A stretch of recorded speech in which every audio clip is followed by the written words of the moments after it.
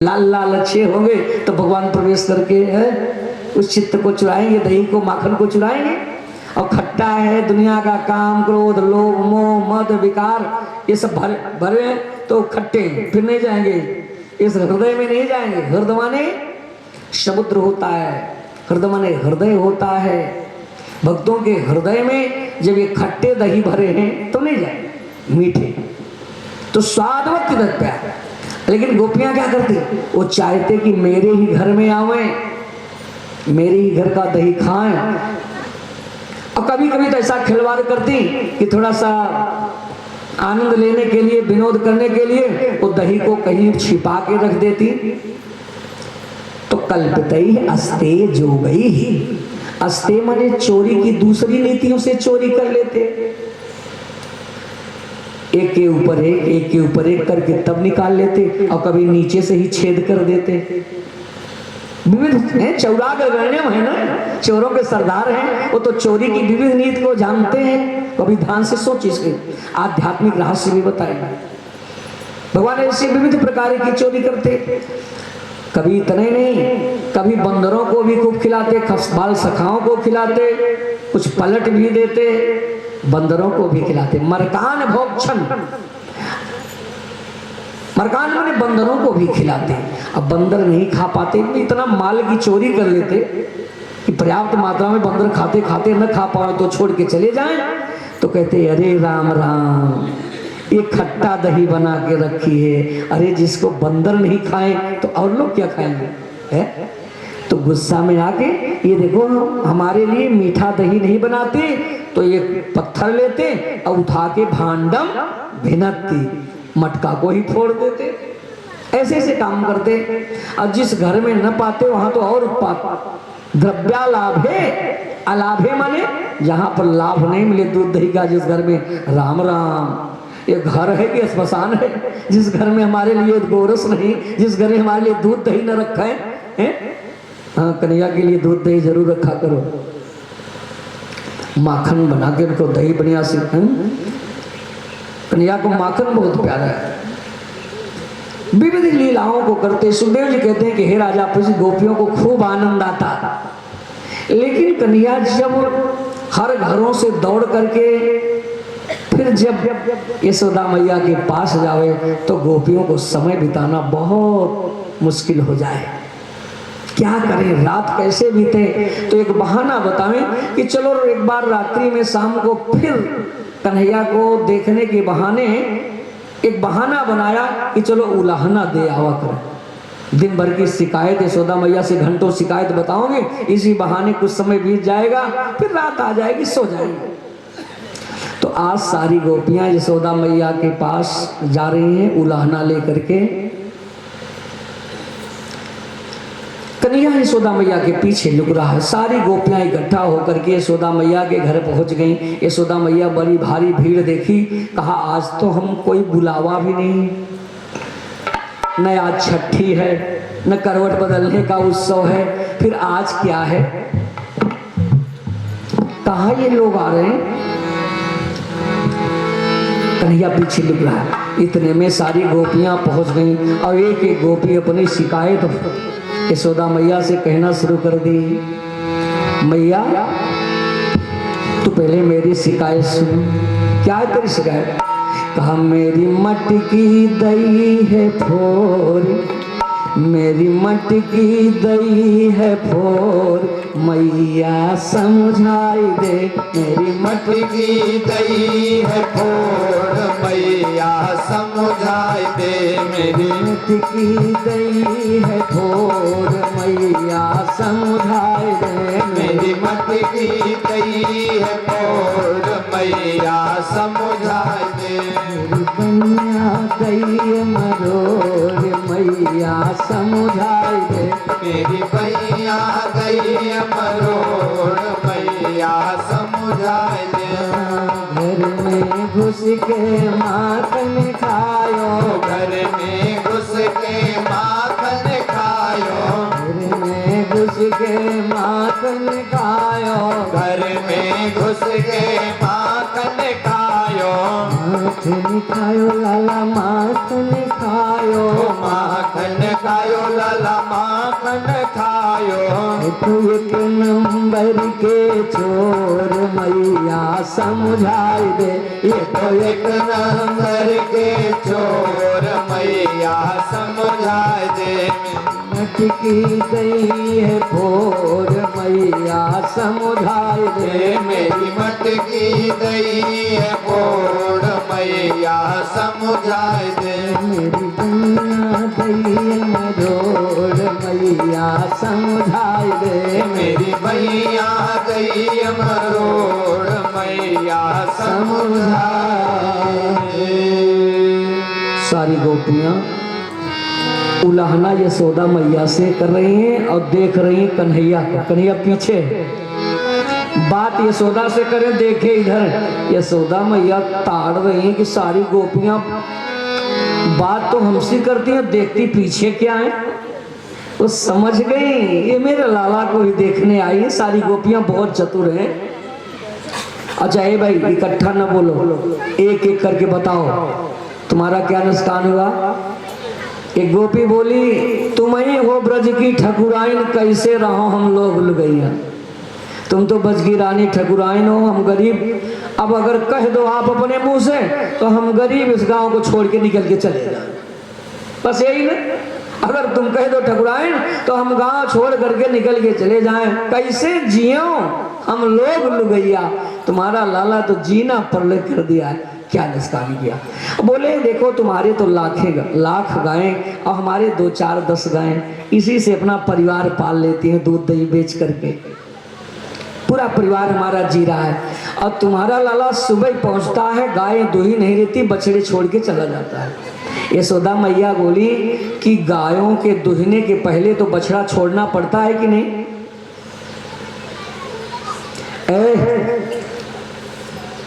एक बाल मंडली के कुर्सी पर से उतारी, कुर्सी बटोर के रख दे भैया, सब खाली। ये कुर्सी बटोर दे, कुर्सी कोई आवश्यकता नहीं, सब आके यहाँ बैठे हैं। ये जो खाली कुर्सियां बटोर दीजिए, काफी यहाँ खाली है, सब लोग आके बैठे हैं, सब बटोर दीजिए। जो न बैठ सके हैं, असमर्थ हो, उनके लिए आप लोग समाज के लोग हैं, जानते हैं, कुर्सी निकाल के दे दीजिएगा। बोले भागवत भगवान की जय हो। यशोदा मैया बोली कि देखो भाई लाला मदद ही तो करता है, गाय दूहने के पहले तो बछड़ा छोड़ना पड़ता है कि नहीं, तभी तो वात्सल्य प्रेम में दूध उतारेगी। तो कन्हैया जाके मदद करता। अरे यशोदा मैया पूरी बात तो सुनो, गाय दूहने के पहले नहीं, क्वचित असमय, वो बहुत पहले, असमय में, समय नास्ति, असमय, वो असमय में बछड़ा को छोड़ता है, घंटों 2 घंटे पहले छोड़ा रहता है। तो यशोदा मैया बोली कि डांट दिया करो। अरे बोले वो डांट के मैं जब इसे डांटती हूँ तो खुद ही डांटता है, मैं इस घर का मालिक हूँ, अकड़ जाता है। और जब मैं ज्यादा गुस्सा करूँ तो हंस देता है, तो इसकी हंसी देख करके मुझे भी हंसी आ जाती है। तो यशोदा मैया बोले फिर तुम जानो तुम्हारा काम, जब डांटोगे भी नहीं। तब तक एक गोपी बोली, यशोदा मैया इनकी बात में सुनो, इनका तो कच्चा माल गया और मैं गैया खिलाई पिलाई, दूध दुही पकाई जमाई, और जब माल पक के तैयार हो गया तो खाते बहुत नुकसान भी किए। हमारा पका माल जो तैयार था वो बहुत बर्बाद कर दिया। यशोदा मैया बोली एक काम करो, तू अपना मटका उठा के छिपा के रख दिया करो, कहीं छोटा सा है वो ऊपर रख दो। बोले यशोदा मैया वो सब करके हार गई। ऊपर भी रख देती तो विविध चोरी की नहीं जानता है, चोरी कर लेता है दूसरे तरीके से।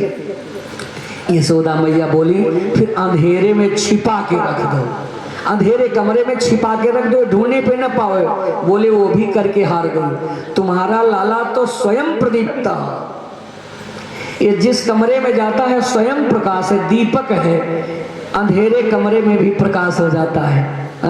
ये स्वयं रोशनी है, टार्च है। अंधेरे कमरे में छिपा के रखूं, ये कन्हैया तुम्हारा जाए तो प्रकाश हो जाता है, ढूंढ लेता है।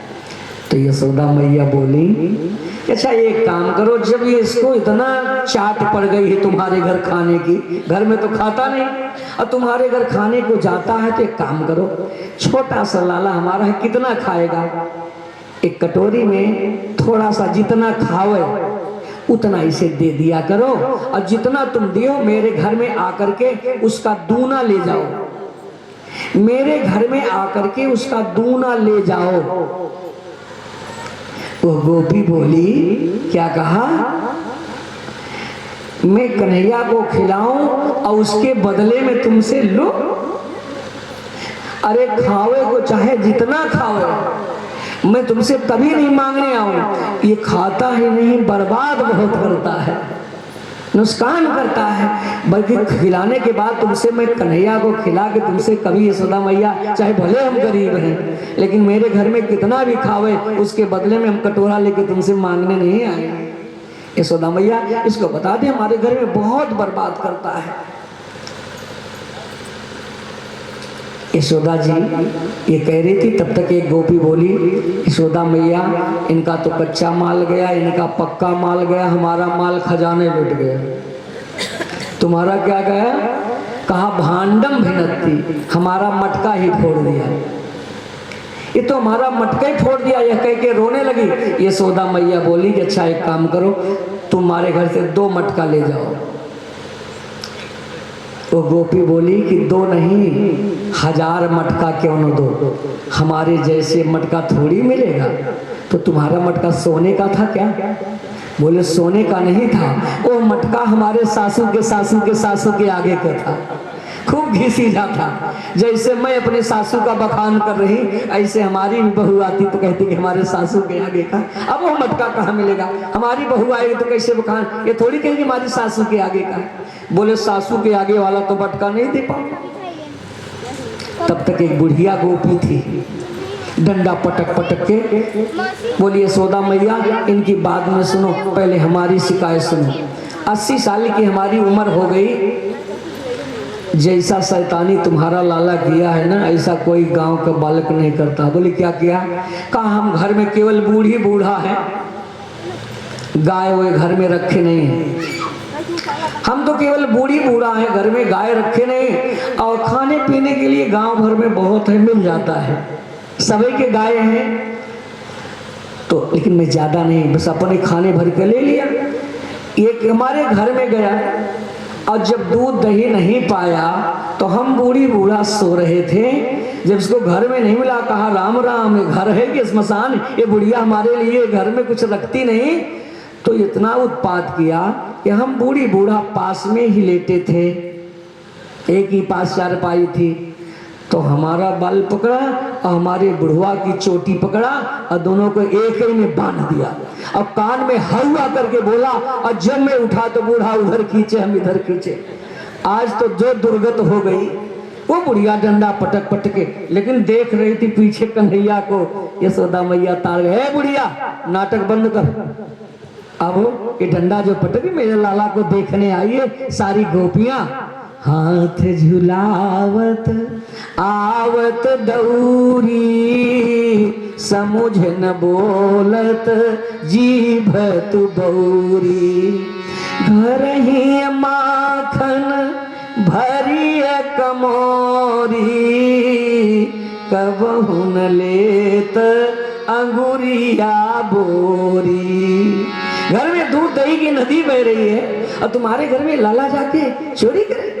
अब बड़े हाथों में लिया, यशोदा मैया अपने पे आ गई, खबरदार आज के बाद यहाँ दिखाई न देना, झूठी उलाना, तुम्हारा जितना नुकसान हुआ है दूने दूने ले जेते बीर जाके खायो है, दूना ले जाओ, लेकिन आज के बाद यहाँ तुम्हारा आना जाना बंद।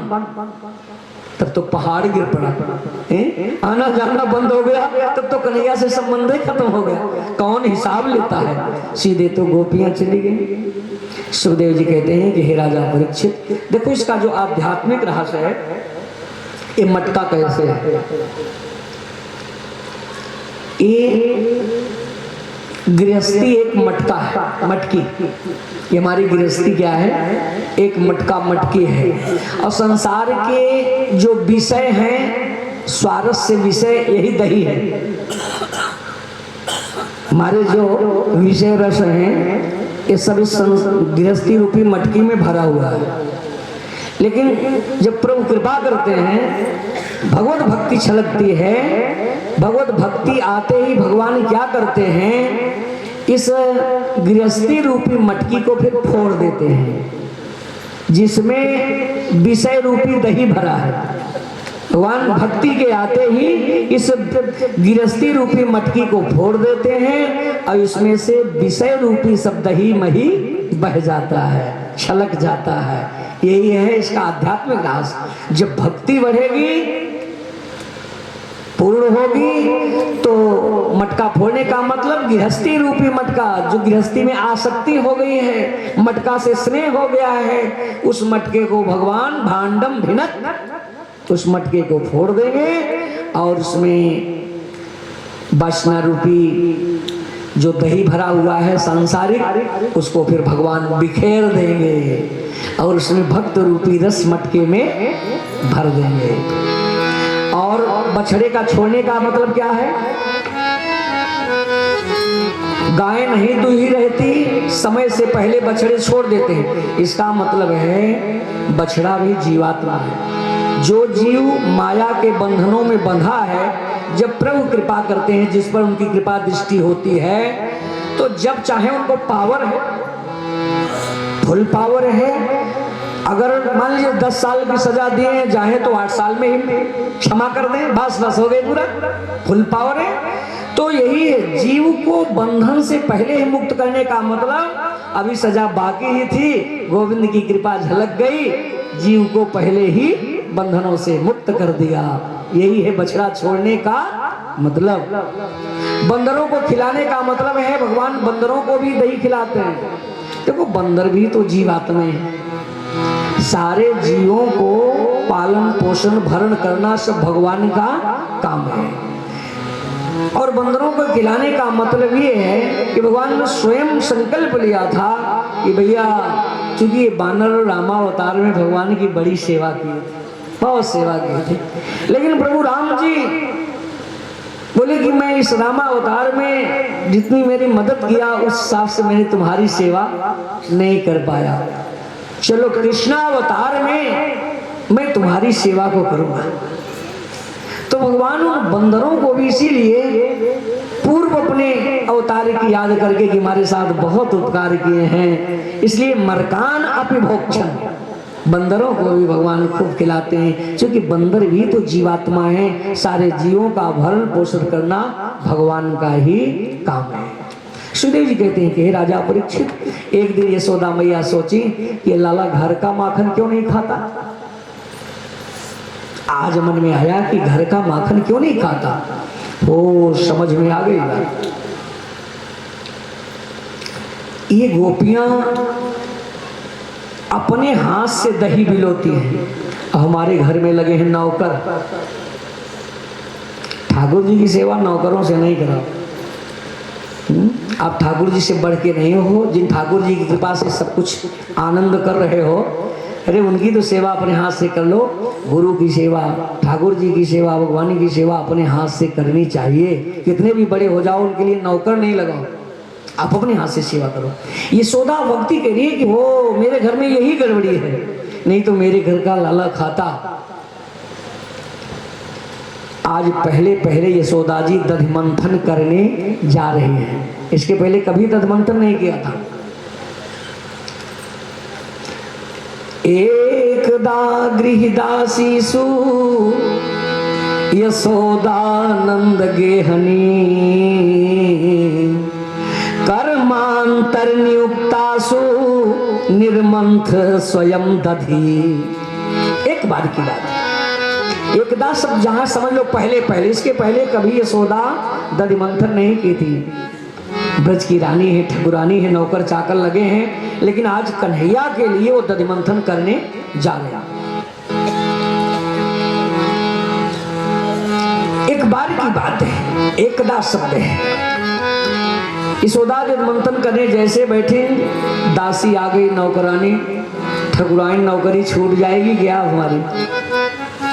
अरे भाई, जब नौकर का काम अब मालिक शुरू कर देगा तो नौकर समझ जाएगा कि काम अब ज्यादा है नहीं, ये मालिक कर लेगा, शायद हमको खाली न कर दे कि जाओ आज वेतन ले लो, कल से नहीं आना है। ठकुराइन हमारी